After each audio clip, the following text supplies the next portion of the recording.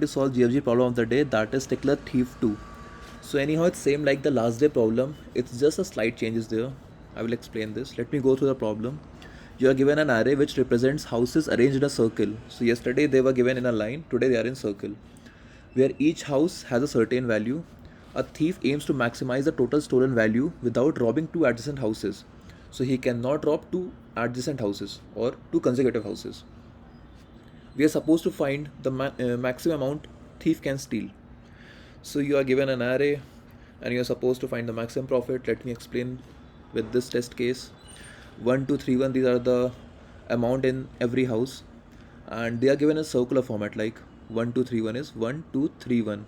So it makes both first element and the last element as adjacent. So we cannot pick first and the last element at the same time. So we'll make two cases. We'll start from index 0, we'll go till index n minus 2, or we'll start from index 1 and we'll go till index n minus 1, right? So we'll iterate through both the cases and we'll get the maximum. Let me explain it with C++ code. Let me initialize array size, and also let's put a base condition. If there's only one element in the array, we'll return that first element, that is array of 0, or the only element. Also let's initialize the case 1 and let's pass a function rob. Let's pass the array size. Let's put the starting point as 0 and the ending point as n minus 2, as I explained in the notepad, right? Same way we'll declare the case 2. We'll call the function rob, we'll pass array, we'll pass the first index, we'll go till last index. Also at last, as I told, we'll return maximum of both, I mean case 1 and case 2. It makes sense, right? Now we'll call the function and we'll see what all things we're gonna do inside the function.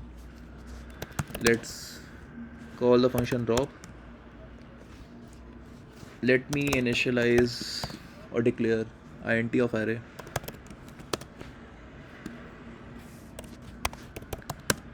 Let me put int start, whatever is called in the function, and int end.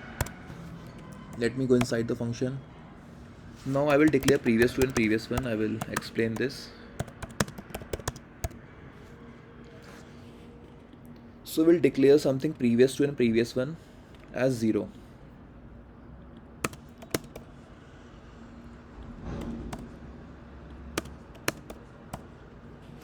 So I mean it's before starting index 0. I mean somewhere here, and both the values are 0. We are using just these two functions instead of using entire dynamic programming and saving all the things, because we don't need those. We just need two variables and we can iterate through it, because anyhow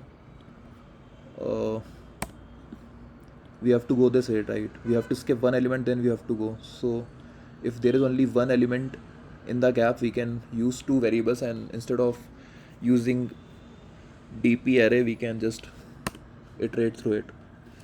And let me iterate through the for loop. int I equal to start, and we'll go till end, and I plus plus. We'll do as take and non-take, right? If there is take, 1 plus 3. If there is skip, we'll skip 2. It's like that.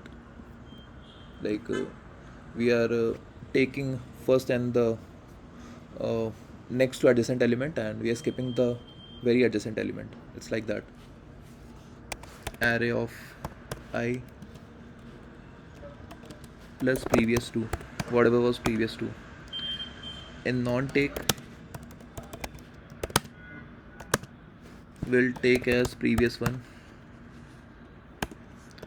and we'll declare int current as maximum of take and not take. It makes sense, right? We'll get the maximum value through this. And at last we'll return previous to as previous, and previous one as current. We'll go forward and we'll continue this process till the end of the array, and at last we'll return previous one. So through this we uh, covered all the edge cases from 0 to n minus 2 and 1 to n minus 1, and while iterating also we just initialize as array I plus previous to n, we just got maximum value. So it will help in the maximum robbery he can make.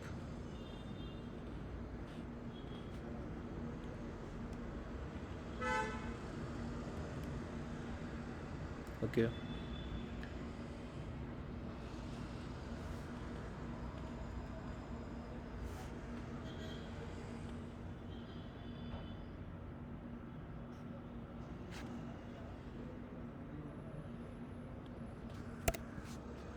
Now it's your turn. Let me submit it.